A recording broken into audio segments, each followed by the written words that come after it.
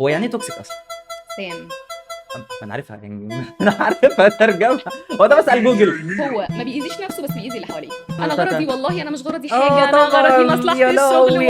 مش معنى كلمه ان هو انسان سام او انسان توكسيك ان هو ما بيعرفش يشتغل وانسان فاشل. تمام. هي تكسكته دي بتأذي غيره. تقول زي تكسكته يعني انت كده مقتنع ان المدير نص الشغلانه ولا لا؟ ده اساسي طبعا، احسن ما فيك. بالنسبه لي بقى مدير الشغلانه كلها. ما اتعاملتش مع مدير ان هو انا جاي يعني معلش في الكلمه عليك كده، انت جاي تشتغل هتاخد فلوس اخر الشهر وهتغور في ده. مش مشكلتي، سيبيني اقول الكلمه. امال مشكله مين؟ مش مشكلتي. بودكاست الساده المجانين من انتاج بيزا كرييتور. يا اهلا وسهلا بيكم في حلقه جديده من بودكاست مش مشكلتي، بودكاست الساده المجانين من انتاج بيزا كرييتور. الحلقه دي حلقه خاصه طبعا، معانا ضيف من بره الشركه. احنا كل مره يعني بيبقى معانا حد من تيم الشركه، بس المره دي واستثناء معانا ضيف. انت مالك بصالي كده ليه؟ مقدمه مستنيه. معانا ضيف.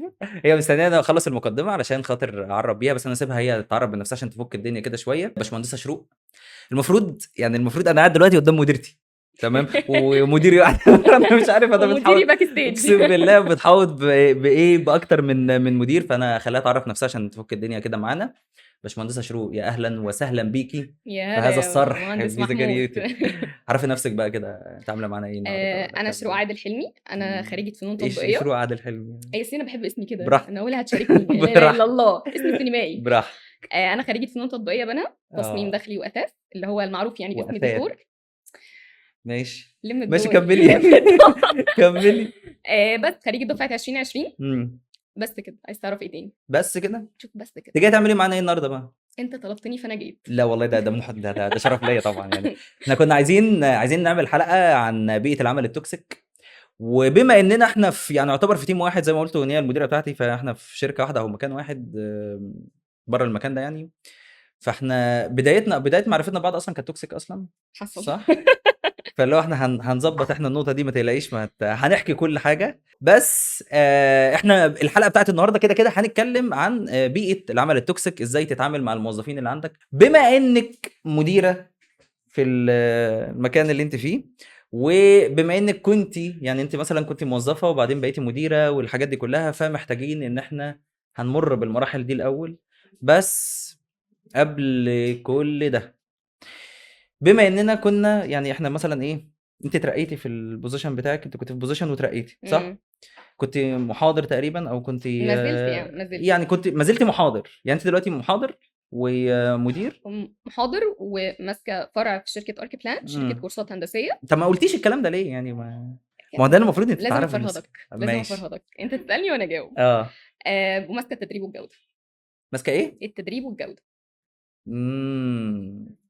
فانتي قبل دول كنت لسه موظفه صغيره كده، اللي هو مديره صغيره يعني، مديره فرع. حصل.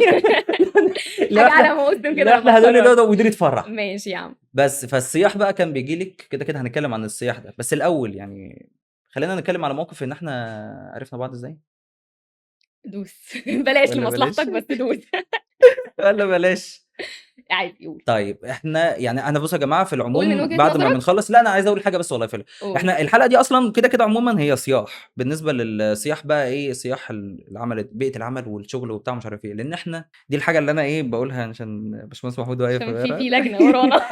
دي بنقولها ايه يعني. احنا انا مثلا هي المديره في المكان اللي انا بدي فيه كورسات، فانا بخلص الكورس بتاعي وتلاقينا قاعده في القاعه كده على جنب، فانا بروح ايه اقعد معاها ونقعد نصيح. تمام، نقعد بقى ان ايه نجيب من تحت كده نحط على دماغنا، نجيب من كده نحط على دماغنا. سواء بقى في الايه في الشغل عموما، تقعد تحكي الحاجات اللي هي بتحصل معاها، الحاجات اللي بتحصل معايا، فبنقعد ايه يعني. ما لقيتش حد بصراحه ساعه ما جت الحلقه دي رنت كده، فما لقيتش حد اللي هو ايه صياح. هي شروق كوكو. شروق ماشي يا عم. شروق هي اللي هتعمل كده. طيب احنا معرفتنا بدايه معرفتنا ببعض، هو حصل موقف يعني والله ما بيحصلش غير كل كام سنه كده. انا كنت حسابات ومعلومات وهي قالت فنون تطبيقيه. وبما ان انا حكيت قبل كده في حلقات قبل كده ان انا حسابات ومعلومات دي كليتي يعني حسابات ومعلومات كانت هي الدور اللي فوقيه. يعني انا مثلا حسابات ومعلومات كان اول تاني دور. كان انا الدور اللي فوقيك، وكان الورشه بتاعتي في تحت. في القسم تحت في البدروم عندكم. فهي كانت ساعات بتنزل وانا كده كنت بطلع. يعني عموما بس نوضح معلش، انا بنزل اضطراري، انت بتطلع بمزاجك، معلش. طب ما دي حاجه حلوه. حاجه يعني حلوه انا ليك، انا حاجه حلوه ان عشان انا احنا بنزل. كليتنا كده وانت فاللي هو ماشي. كانت يعني احنا ايه كنا بنتقابل ايام الكليه، بس ما كانش فيه اللي هو ايه كلام عموما. ليه بقى فحصل ما كانش فيه كلام؟ بغض النظر بغض النظر يعني مش هنحط النقطه دي. بس ماشي. لما اتخرجنا، انا اتخرجت وهي اتخرجت بعدها بسنه، لان انا كنت 4 سنين وهي 5 سنين. مم. وبعدين لفت الايام ودارت الايام بقى وبتاع، وانا ابتديت ان انا ادي كورسات. فساعتها كلمت باشمهندس محمود، تمام، وقال لي هتروح الفرع الفلاني، فرع بنها، هتعمل انترفيو مع باشمهندس شروق، هي هتكون موجوده هناك. قلت له ماشي. انا ما اعرفش مين شروق، تمام، بعت وهو لي انا الرقم اتبلغت في نفس الوقت هيجي إن لك محمود. محاضر اسمه محمود هيعمل معاكي انترفيو، بس وانا ما اعرفش مين محمود. ماشي. فاللي هو انا دخلت القاعه، تمام، لقيتها قاعده، والله اقسم بالله فاكر الاجواء لحد دلوقتي، والله العظيم اقسم وانا بالله. فاللي هو دخلت، انا بصيت لها كده، هو انا شفتك فين قبل كده؟ او هي برضو نفس الكلام، بس اللي هو عادي، اللي هو ايه، محدش قال انا بشبه وهي بتشبه، انا بشبه وهي بتشبه. فانت ايه حاسبات؟ يا نهار اسود. هي اول ما شفت لها، اول ما قلت لها يو حاسبات، تحس هاف اللي هو مي، انت بتاعي. تعالى يلا اول ما جاي تعالى. وانا ايه، انت فنون تطبيقيه. فانا ساعتها اللي هو انا عرفت اول ساعتها ما اتاكدت ان انت، طب بعد اذنك بقى عايزين نتكلم في الانترفيو. انا بقى خلاص بقى ده خلاص. الشخص بقى انت متخيل ان انت داخل تعمل انترفيو، فاللي هو انت مكان هتشتغل فيه، فتلاقي ان المدير بتاعه كرهك اصلا، او كاره الخلفيه اللي انت جاي منها. فاللي هو انا ما عملنا الانترفيو، بس بالراحه يعني. هو سؤال، قول. هو بالنسبه لحاجه زي كده، يعني انت خلفيه مثلا انت كارهه بتوع حاسبات عموما، يعني مش بالظبط او والله، الفئه بتوع حاسبات، انت كان في تاتشات بتحصل فكده. هتخسرني اصدقاء لا مش قصدي والله، والله، توقعني بس انت كنت ايه مثلا كارهه يعني مش بتحبش التعامل مع كاشخاص، كاشخاص، مش يعني اشخاص معينه في الكليه، ماشي. تمام. فلقيت الحد جاي من المكان اللي انت كارهاه وفي امباكت قبلها زي الزفت عن انا. اه ده ازاي يعني ده؟ مفاجاه يا فوزي. لا ازاي يعني؟ هو شخص توكسيك ماشي، والامباكت عنه توكسيك، حلو. وبعدين اديك قلت اهو كنت كده، وبعدين كنت على طول بتاع مشاكل. اعترف حصل يعني، انا مش هقدر بتاع اتكلم مشاكل، ما انا وانا قلت ما قبل كده في بحبش حلقات، بقى ما انا مش هقدر وانا اخبي. مضطره، وتخيل بقى انا مضطره ان انا اكون موجوده في البيئه بتاعتك، فكنت بقى طب بص. هو انت حاجه زي كده، بما اننا احنا في موضوع الحلقه اللي هي ما يعلم بالله ربنا، وانا كنت شخص توكسيك ومتنال ب 60 نيله وجاي في بيئه عمل توكسيك خلي وبتاع. بالك انت عندك كورس عندي، فيعني ايه عمال تعك. ماشي ماشي. كمل. بتفصلي ازاي بقى ما بين حاجه زي كده وكده؟ انت حسيت يعني ان انا فصلت في الانترفيو؟ حصل بصراحه. انت اصلا بعد الموقف ده خارج بتقول انا حاسس ان انا هتقبل، رغم ان انت عارف ان انا ما بطيقكش. ده انا موقف عموما، بس هو انت ازاي بتفصلي في الحته دي؟ يعني انت كشروق مثلا كمديره، او كبوزيشن يعني، لو عندك موظف مثلا مش طايقاه وهعمل له انترفيو ولا انت يعني وانت حد شغاله جاي معاه عموما، بتعملي معاه ايه؟ ولا اي حاجه؟ ليك تعملي شغل. انت ليك مني مثلا فلوس هتاخدها، او ليك مني مرتب، وانا ليا عندك شغل. مم. بس بعد ساعات الشغل ما تخلص نرجع بقى تاني، يعني ما بطيقكش وانت بتطيقنيش، انت حر. بس احنا فضلنا فتره على فكره احنا مش طايقين بعض، يعني بعد ما عملت والله انا انترفيو، بعد ما بعاملك اشتغلت. كمحاضر، وانت بتعاملني كمديره، انت بالظبط. بس بتقارن بين المعامله دلوقتي والمعامله من 3 بقى سنين قبل لما جيت كده، تشتغل. قبل كده، بس احنا قعدنا فتره ما انا تقريبا كان مش لازم، طايقين. بص على ذكر انت حوار ازاي بتفصلي، انت دلوقتي راجل جاي لي انا واخده عنك امباكت كشخص مش تمام، زي الزفت. بس انت كمحاضر عجبتني في الانترفيو، يعني انا حسيت ان انت حلو. عندك يعني المؤهلات. حسيني صورتي بقى بعد انت ما دشملتيها كده تاني، يعني انت في الانترفيو انا يعني حسيت مثلا عندك المؤهلات اللي اه هترضيني كشركه اركي بلان انك تشتغل معانا كويس زي الفل. كويس. فانا دلوقتي بين حاجتين، يا اما انا كشروق كشخص لوحدي، لا انا مش هشغل الشخص ده عشان هو مضايقني انا كشروق، يا اما انا هفصل انا بقى الشعور بتاعي والخلفيه عشان خاطر هتفيدني كشركه. فهي الفكره في اولويات بقى، هل انا هفضل ان انا لا مش هرتاح وانا بتعامل معاك، ولا انا لا هتعامل معاك فورمال. بعديها بقى فضلت معاك فورمال عشان لازم اخد فتره اتاكد فعلا انت كشخص بقى فعلا اتغيرت، نضجت، انت كمحاضر تمام، تعاملاتك مع العملاء، الجو ده بشوفك وانت داخل الفرع بتشوف العملاء ازاي، بتكلمهم ازاي. بس وعلى يدك ان انت بعد ما مرت فتره، بصراحه هي فتره طويله عشان انا بتست الناس كتير، خلاص. فانت جيت قلت لي ان انت بقيتي، انت اول مره تقولي يا باشمهندس محمود، انا دايما اقول لك يا باشمهندس بس كنت بقى شديده قوي انا. محمود ديت اللي هو انت ايه، شديد، انا بدات عنيف. ترتقي المرحله. خلاص ندهتك باسمك، خلاص انت بقيت خلاص محاضر معانا بقى ونعتمد عليك. بقيت محاضر معانا. لكن قبل انت فاكر كده اصلا الموقف حصل ايه يومها يعني؟ ساعه الانترفيو. فاكر انت الموقف حصل ايه يومها ساعه الانترفيو ساعه اصلا بقى انا ايه اللي هو خلاص، انا المهم اسالك الاسئله، انا اشتغلت في الحته الفلانيه وعندي الخبره الفلانيه، وانا عايزه حاجه زي كده مثلا يعني. فرجعت للمدير بتاعي قلت له انا عندي 1 2 3، قال لي خلاص اوكي ضن هاتي مع العقد. فضلت مقدرني ورحنا جبنا العقد وعملنا ال3 نسخ ونمضي واقرا لك بند ونقعد نتكلم في السعر حصل واوكي انا معاكم. ايوه ده أنا... ايوه ايوه لا وايه أصل انت أنا كنت فاكر سهل. كلمتك انا كان حلم حياتي اشتغل في بصراحه ارك بلان. الشهاده لله والله ماشي والله العظيم ويعني يا دوبك مفيش تقريبا كان في نفس القعده هو نصيب في نفس نصيب في القعده الاول تقول وفي لي الآخر. هو ينفع بس والله انا لو في بنها انا عينيا ليكي، انا لو في بنها انا مش عارف ايه. انا هنا بقى انت بالنسبه لي بقيت اكس اكسين بقى، ما انا كنت ما اكس قبل كده كنت اكس قبل كده. انت بقيت بالنسبه لي اكس حرفيا.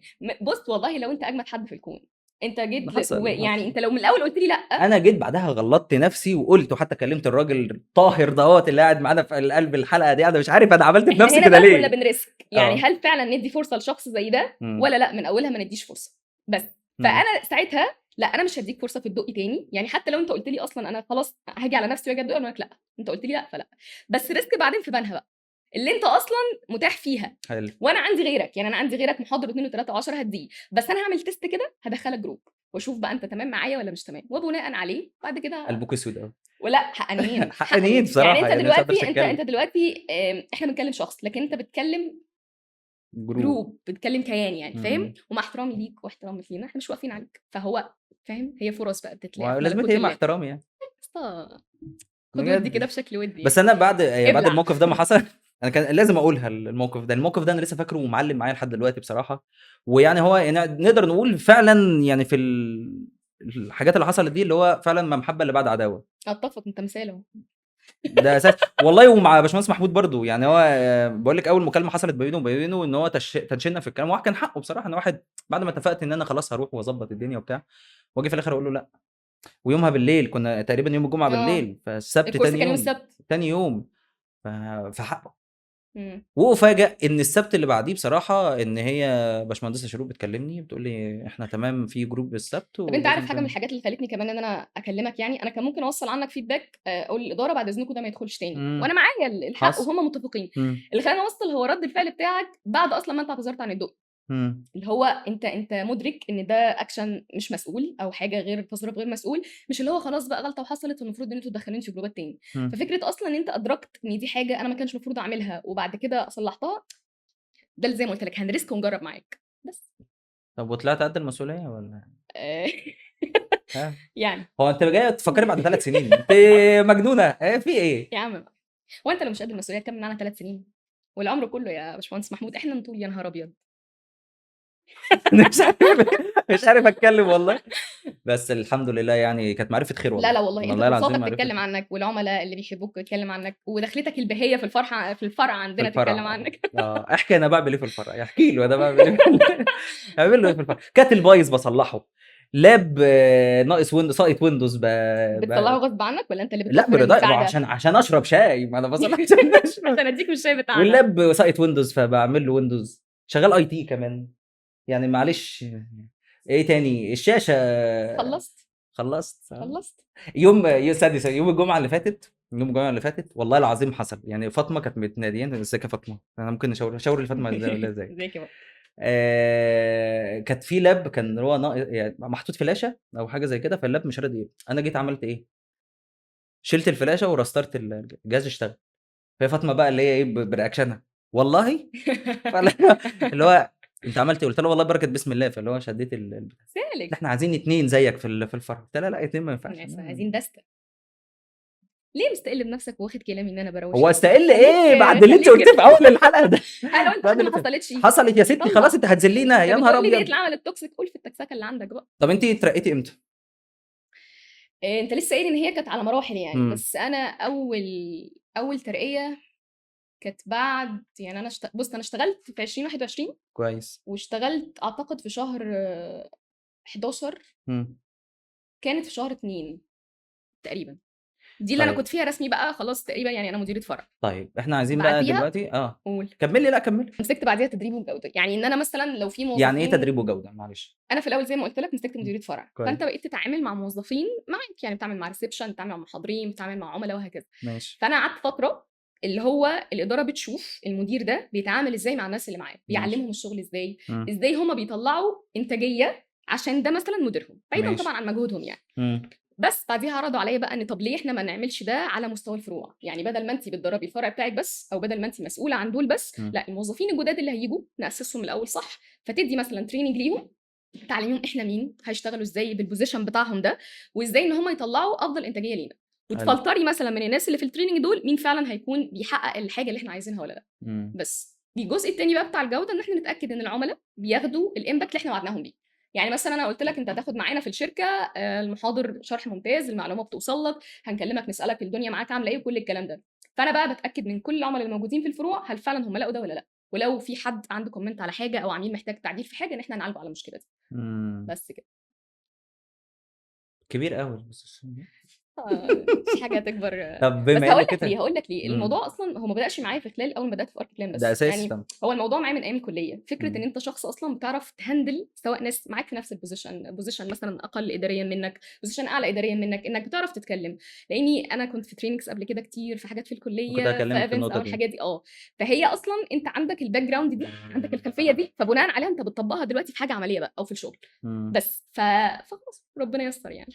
طب حلو قوي.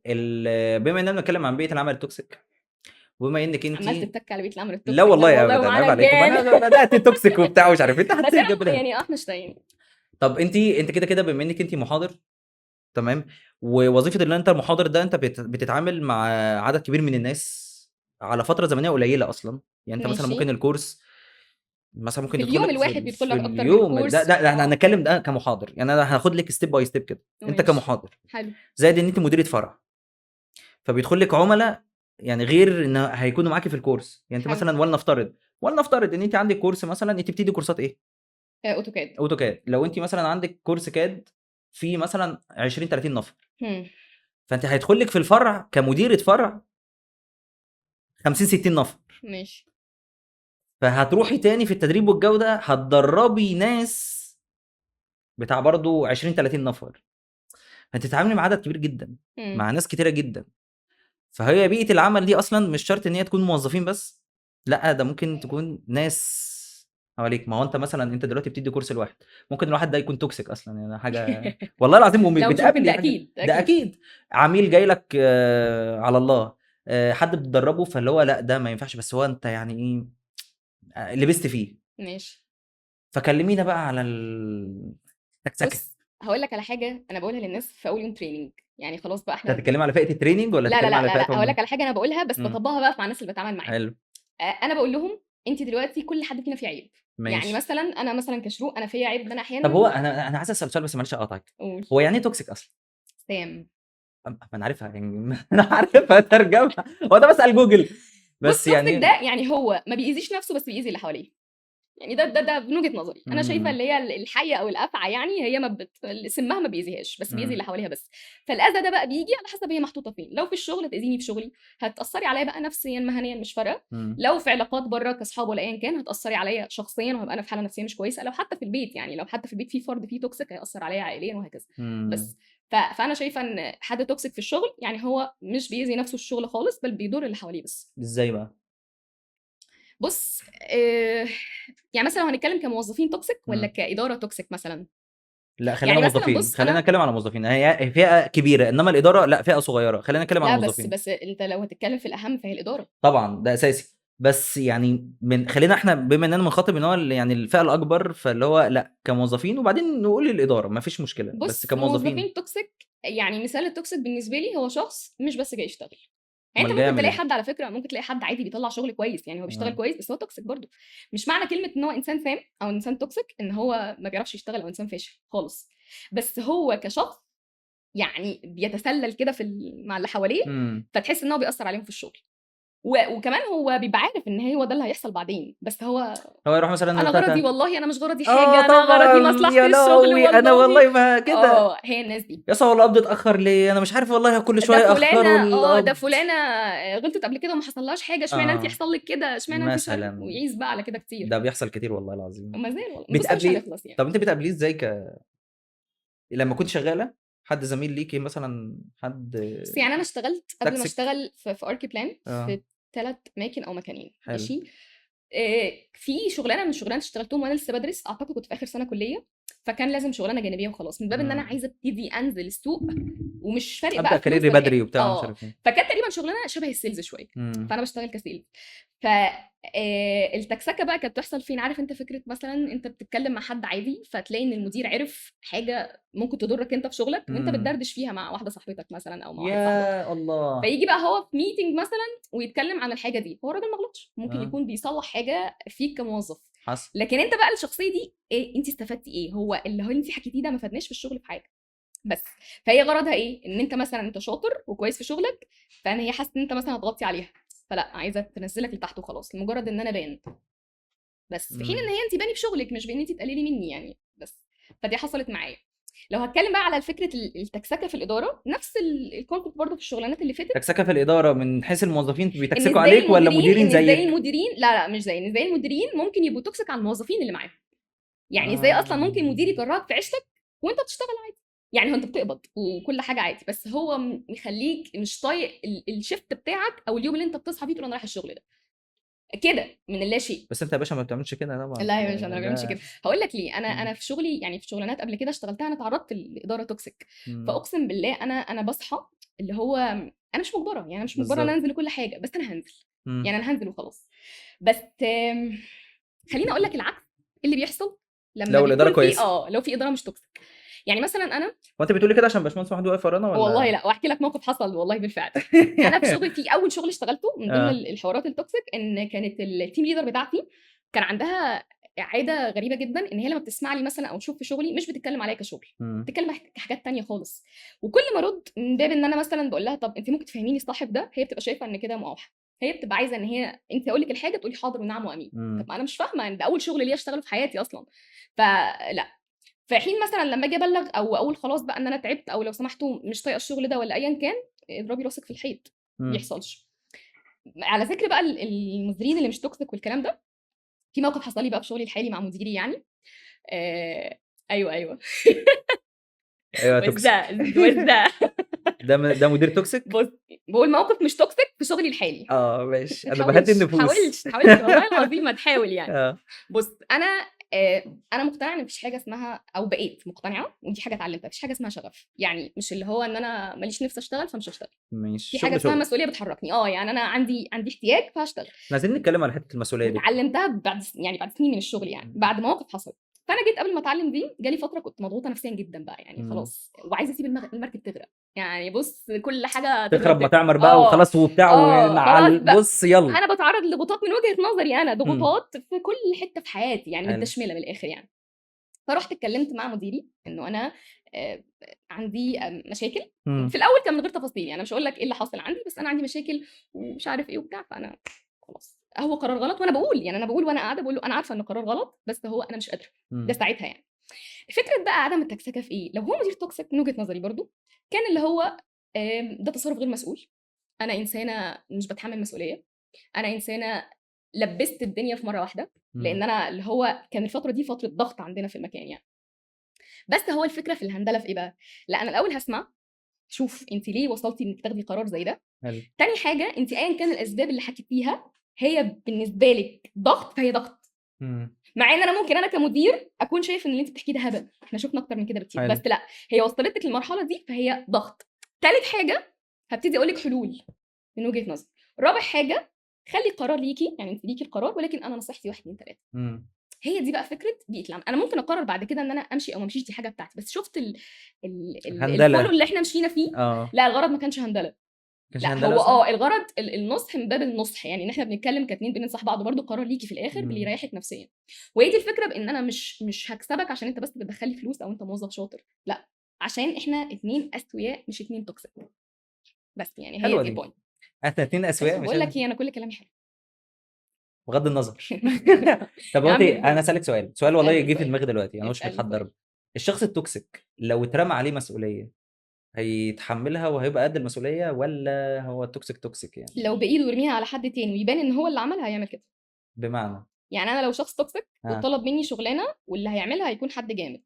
انت دلوقتي كنت شروق توكسيك في الشغل، موظفه ماشي، والناس كلها عارفه، وشروق بص ماشيه يعني تطلع تراب من بقها، ماشي تمام، في الشركه. ماشي. دلوقتي جيت مسكت شروق بوزيشن عالي، الدنيا هبقى هتبقى توكسيك ماشيه مع اللي تحتي اداريا، مش مع اللي فوقي. مع اللي فوقي هبقى تبقى دايما مدير بطبل، توكسيك هبقى يعني بطبل. المسؤوليه مش هتغيرك، المسؤوليه ان انا حسيت بالمسؤوليه بقى فخلاص اللي هو انا مسؤوله لا، ومش لان عارف ايه الموضوع والكلام ملوش ده علاقه كله. بان انا مسؤوليتي قليله فانا توكسيك، فمسؤوليتي زادت فمش هبقى توكسيك. انا شخص توكسيك ده طبع فيا اصلا، ما لاني ما بيتغيرش. اعتقدش ان الشخص التوكسيك في الشغل هو سوي بره. طب حله ايه؟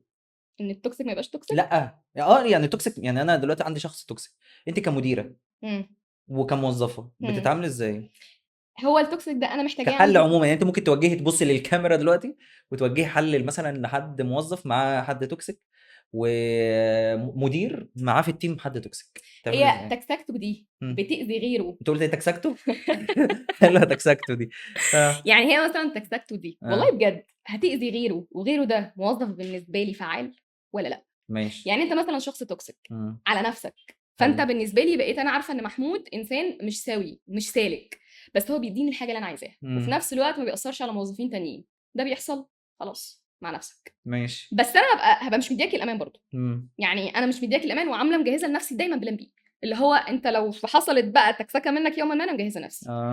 الا بقى لو الشخص التاني توكسيك، والتوكسيك ده بيديني برضو شغل بس هو مأثر على البيئه اللي حواليه، فانا بدل ما اكسب موظف انا خسرت تيم كامل.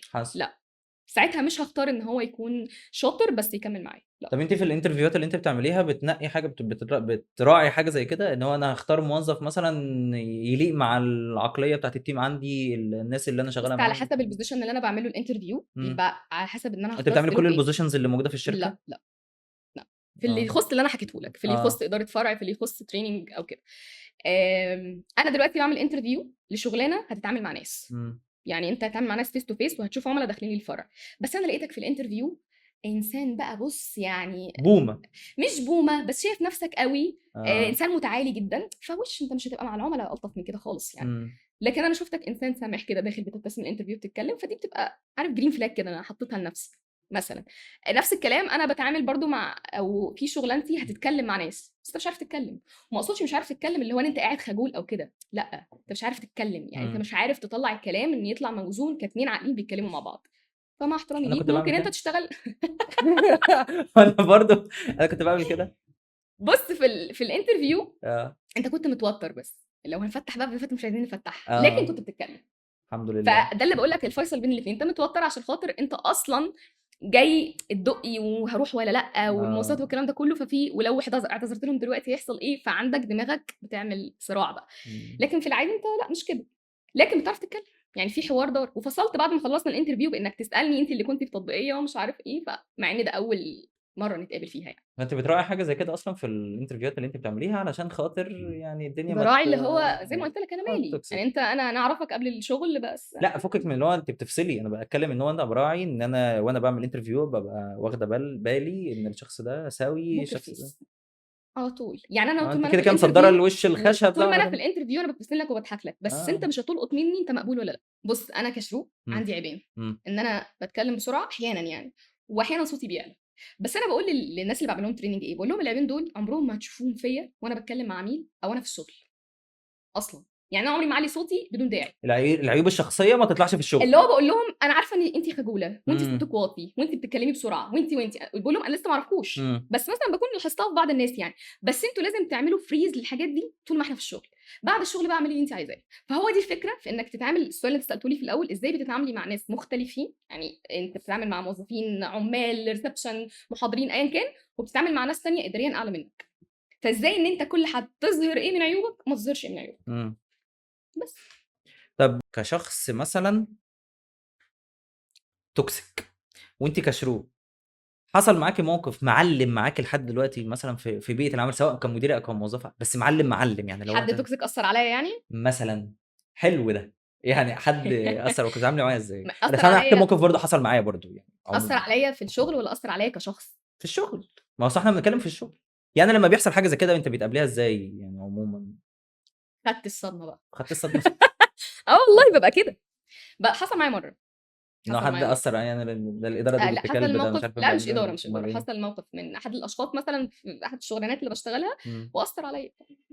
بس إيه اللي انا بعمله بعد كده؟ ولا حاجه ولا حاجه. مش معناه ان انا بروح بقى اعاتب ولا حاجه، خلاص صفر على الشمال. طب ما يعني حدش الشخص سخنك ده قبل كده كتوكسيك؟ حدش سخنك على على الاداره؟ كتير والله العظيم بس هم صدق كتير كتير من هنا بس هقول لك مش بتيجي اللي هو ايه ده ازاي يعمل معاكي وازاي عمل مع ما بتجيش كده. بس لا انا مش اللي هو عبيطه بيجي اللي هو برضه ايه يا يعني عم زي ما بقول لك كده المرتب اتاخر يا عم كل مره بيتاخر واحنا كل مره هنقبض يوم 10 في ده الشهر. فلانه حصل معاها كذا وكذا وكذا مع ان آه. انت لما كان كذا حصل معاكي كذا وكذا وكذا فاهم.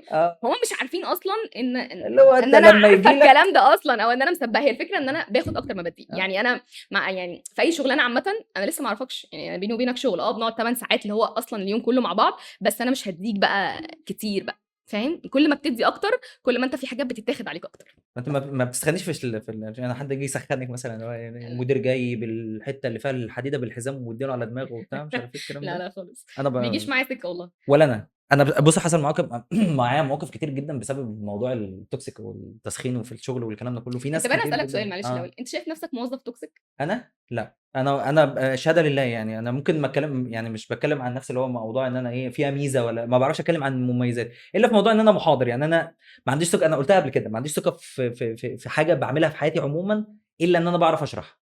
دي الحاجه الوحيده اللي انا واثق فيها بنسبه 100%. بس حته ان انا توكسيك مش توكسيك والله العظيم انا باجي كل يوم والناس تشهد يعني الناس اللي معايا في الشغل باجي كل يوم ان انا باجي يا دوبك مثلا ان انا ايه هشتغل وخلاص باخد بعض وامشي ماليش دعوه. يعني انا الموقف اللي انا كنت هحكوا لك ان هو كان في مواقف بتحصل قبل كده وكان في ناس معانا قبل كده ومشيت في الشغل في المكان اللي انا فيه حاليا كفول تايم يعني ان هو بيجي يا عم ده اللي مش عارف ايه ده بيعمل لي كذا ده بيكلمني بطريقه مش عارف ايه ده يعني فاللي هو انا مالي يعني انت بتبقى ما بتتاثرش خالص ما ولا بفصل انا بصي الموقف كالاتي انا وواحد كمان الراجل ده بيجي يشتكي ان المدير مطلع عين امه ودايس على وشه حرفيا تمام.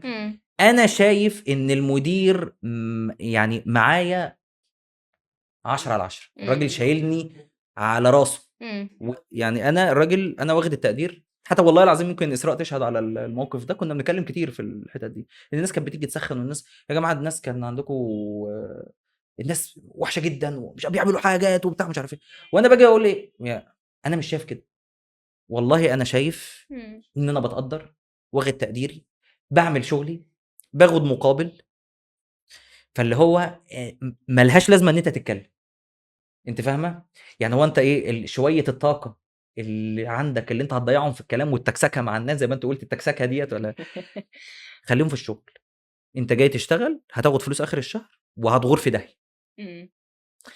طب خليني اسالك سؤال تاني بقى انت مالك فتحت معاك اسئله يعني كده يعني انت كده مقتنع ان المدير نص الشغلانه ولا لا؟ ده اساسي طبعا اساسي طبعا. طب ازاي بتقول ان انت ما بيفرقش معاك اي كلام يتقال عن المدير او هو بيتعامل ازاي اصلا طالما انا باجي اشتغل وبقبض المرتب بتاعي فانت يفرق معاك المدير في ايه؟ مش بتكلم بكده ما هو المدير برضو ان هو يعني معلش برضو ما هو على قد ما هو كان بيعامل ده وحش ما هو بيعامل ده حلو. فانت قلت برضو ان المدير نص الشغلانه ان هو ممكن يطلع احسن ما فيك. بالنسبه لي بقى المدير الشغلانه كلها يعني وهتعرض بقى الجلد بقى على الكلمه دي اللي هو كده. بس انا قلت لك في الاول ان مفيش حاجه اسمها شغف يعني طب ازاي انت بتقولي ان مفيش حاجه اسمها شغف والمسؤوليه اللي بتحركنا ومش عارف ايه وبتاع بس طول ما انا بتقدر من المدير بتاعي او هو عن تعمد يعني هو قاصد يقدرني كشخص طول ما انا هبقى بترك ان انا عايزه اخرج من المكان ده. بصي يعني انا هقول لك على حاجه انا بالمديرين اللي انا اتعاملت معاهم هم الناس اللي انا اتعاملت معاهم هم هدفهم الاول والاخير ان الشغل يمشي. انت عملت مع ناس اسوياء بقى لا انا ما صادفتش اللي هو بصي يعني الكيس اللي هي السيئه اللي انا كنت بتكلم عليها من شويه ان هو اصلا المدير ايه هدفه ان الشغل يمشي تمام وده هدفنا كلنا. انما ما اتعاملتش مع مدير ان هو انا جاي يعني معلش في كلمه عليك ده انا ده اساسي يعني ما هو ده كده ما هو لازم هيتعمل تيت وبعمله تيت في الحته دي. بس لا انا ما اتعاملتش مع حد كده انا اتعاملت مع ناس ولا انا الصراحه اللي هو انا هدفي ان الشركه شغلها يمشي الدنيا تمشي فعلشان اقدر ان انا اجيب فلوس اقبضك اخر الشهر. لا انا بقى والله العظيم ما تطبيل عشان مديري قاعد طب انا مديرين قاعدين والله ما تطبيل. بس انا مش بس مع الشخص اللي هو انت هتشتغلي وتقبضي والشغل يمشي لا كشخص لو انا شايف ان انت كشخص تمام وموظف كويس في نفس الوقت ده انا كمان مش هكون مديرك ده انا كمان هكون صديق ليكي. ده بصي ده بغض النظر انا مش بتكلم عن النقطه دي خالص. عشان كده بنتكلم انت بتشتغل بالك قد ايه في الشركه اللي انت فيها؟ هنا بقى لي 4 سنين ولا 5 سنين 4 سنين. انا في السنه الرابعه برضه بقى لي 3 سنين وداخله في الرابعه فاللي مخلينا مكملين كده مش احنا جامدين العلاقه بعد الشغل بالظبط. يعني انا دايما بقول والله يمكن برضه علشان هم مش قاعدين والله بجد يعني احنا التعامل بينا بره الشغل هو احنا في الشغل شغل انت في الشغل انت محمود، انا مدير، انا مش عارف ايه، انا صاحب الشركه كده. بعد الشغل احنا يعني، ويمكن في الشغل برضو في اللي سنه ايه، ان انت شايف زي ما انت قلت، انا شايف ان انت بتعمل اللي عليك، مأدي شغلك على اكمل وجه، ما بل كمان بتعمل يعني جهد اكبر. يعني اقسم تمام. لك بالله بنبقى في وقت الشغل تسمع بقى مثلا خصومات، تسمع مثلا عن وقت ضغط مثلا في المديرين متعصبين، الشغل خلص يعني الساعه جت انتهاء وقت العمل، بعديها بس ريكورد مثلا افصل. بحاجه ملهاش افصل. علاقه بالظبط. انت عارفه يعني من ضمن الحاجات برضو، والله يمكن انا اقولها على الملأ، يا مستر محمود قاعد قدامي اهوت، والله يمكن اول فتره احنا اتعاملنا مع بعض فيها يعني ما كانش افضل حاجه بصراحه، والله العظيم، مش مهندس محمود، مستر محمود. بس اللي هو يعني اللي هو ايه، انت فاهمه، بعد ما يعني مثلا خرجنا بره الشغل، فتعاملت مع اول مره كنت اتعامل معاه بره الشغل، ايه طب ما انت حلو اهو والله بجد. لا يا عم لا ايه يا عم، اول برضو امال هم بيقولوا عليك ليه كده ومش عارف ايه، ما انت زي الفل اهو. اول موقف برضو بيني وبين مديري نفس الكلام، اللي هو حصل خلاف على حاجه برضو بس في الشغل، يعني حاجه في الشغل، فانا اللي هو ايه، لا جبت ورا. بعدين ابتدينا نتعامل في الشغل بس فورمال بقى، خلاص انت موظفه كويسه وانت مدير كويس، فابتدينا نحط رولز عشان انا ما اخسرش مديري وهو ما يخسرش الموظفه دي، هنتعامل مع بعض ازاي بعدين. يعني مثلا انت الحاجه دي كموظفه ممكن تاثر عليكي في الشغل، فانا مش هعملها، الحاجه دي مش هتاثر فخلاص هنكمل. بس في سياق برضو ان انت زي ما قلت، أيوة. يعني انا يتخصم عليا الصبح عادي، بالليل احنا بنتكلم في حاجه تانية عادي جدا. هي دي السويه اللي بتكلم عليها. لا انا ما كان جاي من دومات اصلا بيقول لي انت متاخر، انت قبضك حراق، الساعه بتاعتك حراقه يعني اسمع الكلام. ايوه فاكر لما انت اشتغلت مثلا عندنا عدد ساعات اقل من المفروض بتاعه الكورس، ساعتها بدون نقاش انا قلت لك يا محمود انت اشتغلت الساعات الفلانيه فقبضك كده من غير اي توضيح، وانت ما ناقشتش. هي دي بقى فكره السويه اللي بتكلم فيها، وان انا لقيتك ناضج، انك ده شغلي اللي انا اشتغلته، مش ان انا بقى خصمت عليك فبقيت توكسيك. يعني انت حصل معاك نفس الموقف اللي حصل معايا ده، اللي هو انت بعد كنت يعني مثلا ايه، التعامل في الاول شويه ما كانش افضل حاجه، تعامل مع المدير ما كانش افضل حاجه، وجت بقى اللي هو حزلقوم وعزه ابو عوف، اللي هو يا عم ما انت كويس اهو يا عم، ما انسراك بيعمل معاك كده ليه؟ فاللي هو لا، كان حصل معايا نفس الموقف ده يعني. لو حد فينا كان توكسيك، انا والمدير اللي احنا تمام مش احسن حاجه في الاول، ما كناش كملنا. طب انت وجهه نظرك اتغيرت بالنسبه لحاجات معينه كنت انت بتشوفيها ان هي توكسيك وانت موظفه؟ مليون في المية. بعد ما كنت بقيتي اداره؟ مليون في المية. والله انا بيحصل معايا نفس الموقف، انا للاسف محطوطه في كورنر، للاسف ان ممكن يبان كلامي تطبيل، بس والله ما تطبيل. ان انا ببص لنفسي على حاجات بتحصل لي دلوقتي في الشغل، وببص لنفسي على 2021 حصل والله حصل بين الاثنين. لا حصل جدا يعني. انا كان بيحصل معايا حاجات، او كان في قرارات بتتاخد وانا لسه يعني اللي هو ايه في البوزيشن بتاعي عادي. انا يعني لما اترقيت يعني انا بقيت دلوقتي يعني ممكن نقول تيم ريدر، مش اترقيت مش ما توصلهاش والله، اللي هي ما تبصلهاش مقابل مادي، والله العظيم ما تبص لها مقابل مادي خالص. امال ايه؟ راعي الراجل اللي قاعد ورانا ده. لا والله ابدا، انت بالذات ما تتكلمش لا لا لا لا، ايه اللي انت بالذات، والله العظيم ابدا. طب انت بذمتك ودينك شايفه فيا ان انا بتكلم عن حته مقابل مادي، بما اننا شغالين مع بعض بقالنا 3 سنين؟ لا يعني الشهاده لا والله، الشهاده لا وانا والله يعني الراجل يعني مثلا احنا هنتكلم كماديات، الراجل سعر الساعه بتاعي زاد، وبكلمه في التليفون بقول له انت، بيقول لي والله ما مش عارف ايه. قلت له يا عم والله ما في دماغي، هو منه لنفسه كده تمام، نفس الكلام. بس هو كان في قرارات هي كانت بتتاخد، وانا كنت لسه اللي هو ايه يعني جرافيك ديزاينر، بما ان انا كنت شغال في شركه انا جرافيك ديزاينر. بعد ما بقيت لا سينيور او تيم ليدر، دلوقتي مسؤول عن تيم الميديا بشكل عام. اللي هو لا انا دلوقتي يعني لا انا كنت بصراحه هناك ايام زمان تفكيري كان مختلف. كنت بتضايق من حاجات كانت قرارات بتتاخد. المشكله دلوقتي انا اللي بعملها. طب وانت شايف ايه اللي غيرك بقى، ايه اللي غير في شخصيتك؟ المسؤوليه انت محطوط في بوزيشن مسؤول عن حاجه، زي ما قلت لك كده، لو انت هدفك ايه، ان الشغل يمشي بطريقه كويسه، في نفس الوقت انت ما تكونش توكسيك، ما تكونش ضغط على التيم اللي معاك، الدنيا تمشي كويس، تعرف تعادل ما بين ان انت يعني في حد فوقيك بيكلفك بمهام، تعرف تعادل ما بين ان في حد تحتيك المفروض انت بتكلفه بمهام، فالدنيا تكون ماشيه ستيبل تمام، ولا تاثر مع ده ولا اللي تحتيك يكرهوك.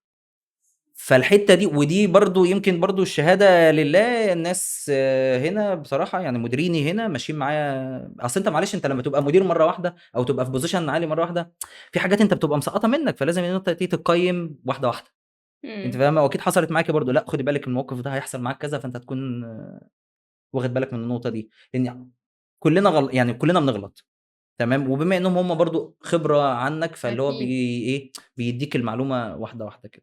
فاللي هو اكيد وجهه نظرك بتتغير بعد ما بتبقى مثلا في بوزيشن قليل بعد كده بتعلى واحده واحده. بس انا اقول لك اللي فرق معايا فعلا وان هو لا المسؤوليه طبعا. عمرك بقى قابلت حد او تكتك زي ما انا بقول يعني بسبب ترقيتك دي؟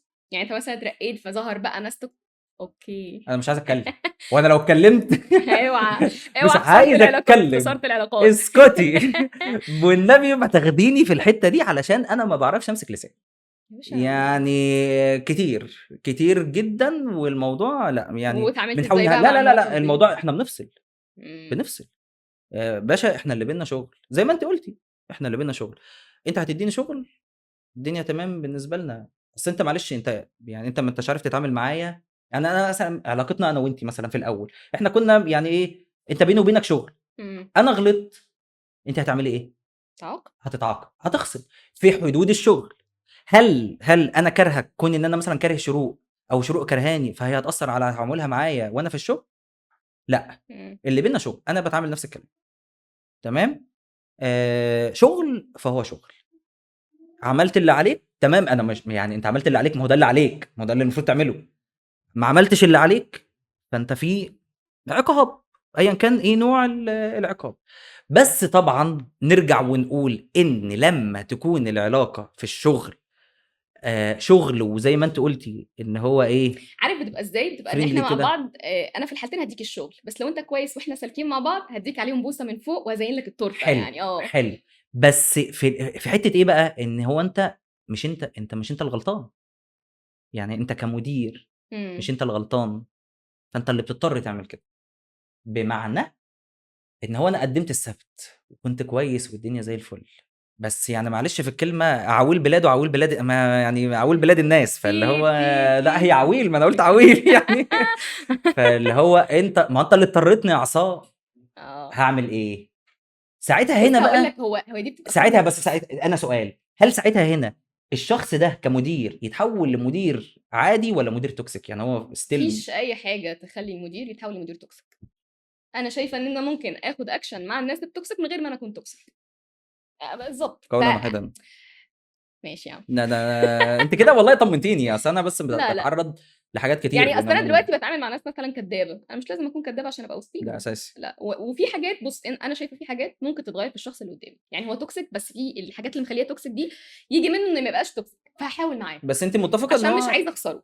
بس في حاجات لا، دي خاصه بتربيتك وخاصه بطبع فيك موجود من قبل الشغل اصلا، فانا مهما خلاص بذلت معاك مش هتتغير. فلا مش هضيع انا وقتي ومجهودي وخلاص، الوقت اللي هضيعه معاك بقى اعلم فيه حد جديد، بس حتى لو كان هو اقل منك اصلا في القدرات او كده، لا اعلمه من الاول.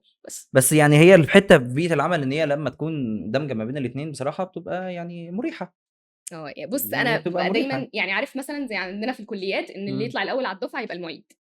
انا مش عمري ما اقتنعت بالكونسبت ده، عمري ما اقتنعت ان هو عشان هو طالع الاول هو شاطر بيعرف يحل، بان هو بيعرف يوصل معلومه. بالظبط. نفس الكلام في الاداره، مش معنى ان انت مثلا اجمد حد مثلا في الشهادات او اجمد حد في الكلام يعني. ده انك هتعرف تتعامل مع ناس. لا بس هو الموضوع محتاج خبره انك تعرف تقرا الناس، يعني الشخص ده يجي منه ايه وممكن استغله ازاي، وايه الباب اللي ادخل له منه، وامتى ان انا افرمله، وامتى ان انا ممكن ما يبقاش عندي مشكله لو خسرته، وغيره بقى كتير. بس يعني مش عارف اقول لك ايه. شغلني معاك. طب انت قابلت حد توكسيك عموما في كمديره وخصمتي له؟ خصمت له عشان توكسيك؟ لا يعني هو توكسيك فحاول يتكسك فانت كنت خصمه له، انت عارفه ان هو توكسيك يلا تعال. فاهمه السؤال؟ استقصد حد بدون حق؟ لا والله العظيم. لو هو توكسيك وغلط هحاسبه عشان الغلط، مش عشان هو توكسيك. مش عشان هو توكسيك. لا والله لا. انت طيبه انا بقلب اسود قوي لا والله. لا تعالى. لاني لسه قايله لك انا هفصل بين انك توكسيك وبين انك موظف عندي، فانا عاقدت او خصمت على ده عشان انت لا والله انا بهزر طبعا. هو لكن عاقبه ازاي بقى على الحته التوكسيك بتاعته؟ ما تعملش معاه بره الشغل خالص، ولو كنت انا هديله حاجه مني كافاده كنصيحه ايا كان، لا. بص انا عموما في بيئه العمل ما بحبش ان انا اتعامل اللي هو ايه شغل وبتاع، انا لا الموضوع بيبقى بالنسبه لي لا احنا تيم واحد الدنيا زي الفل بتاع مش عارف ايه والله بجد. بس في ناس بتستغل ده بقى. ايوه ما هو في ناس بتستغل النقطه دي الغلط. يعني هو انا انت اديتني ثقه، يعني احنا صحاب يعني مثلا زي ما انت بتتكلمي بتقولي ان المدير بتاعك احنا في الشغل شغل بس بعد الشغل مدير بعد الشغل صح ماشي تمام. انت بقى بتحاول تعمل ايه؟ في ناس انا شفت الكلام ده باين، يعني هو انت بتحاول تعمل ايه؟ تدمج ما بين مميزات اللي انت واخدها في الشغل ومميزات كصاحب، فالاتنين يدخلوا على بعض الدنيا بح. امم يعني انت دلوقتي صاحبي بعد الشغل امم تمام وواخد مميزات كمدير او كبوزيشن في الشغل، فدمجت ما بين الاتنين في الشغل وبره الشغل، فالدنيا ضربت منك، اكتملت المعادله خلاص بقى. فاللي هو الدنيا باظت. فلو انت عرفت تفصل بس تتعامل، يعني تتعامل يعني هقول لك ايه، تبقى فاهم، تبقى سالك تعرف اللي ليك واللي عليك وتتعامل بيه، صدقني الموضوع بيفرق. انما انت يعني هتشوف حد اعلى منك فهتكسك معاه، او ان انت بعد يعني، وانما خليني اسكت، خليني ساكت، انا بتتكلم خليني ساكت. طلع لا لا لا لا, لا. لا مش مشكلتي بقى لا مش مشكلتي انا. انت لقطت الحوار يعني.